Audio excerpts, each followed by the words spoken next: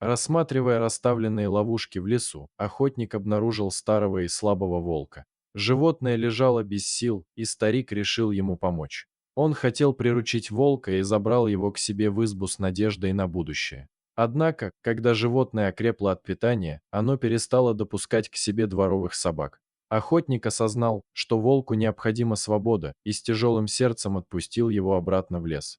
Прошло полгода с того момента, и старик часто вспоминал о своем необычном госте, хотя уже не надеялся увидеть его снова. Но однажды вечером, когда на улице уже стемнело, он услышал волчий вой прямо во дворе.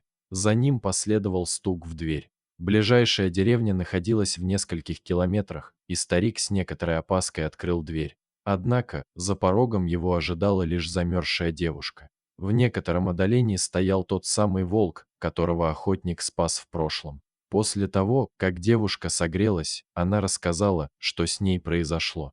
Елена приехала в деревню к родственникам и отправилась на прогулку в лес подышать свежим воздухом, где потерялась. Уже во время наступающей темноты она внезапно столкнулась с волком. Однако она не испугалась, поскольку животное выглядело спокойно. Затем волк медленно пошел по узкой тропе, время от времени оглядываясь, как будто зовя девушку следовать за ним.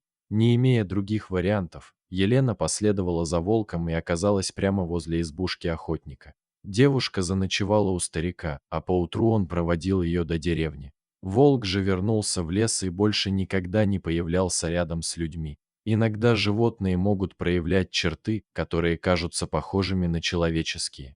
Дорогие друзья, спасибо за просмотр. Подписывайтесь на канал, а также ставьте лайки и пишите комментарии, что думаете по поводу этой истории.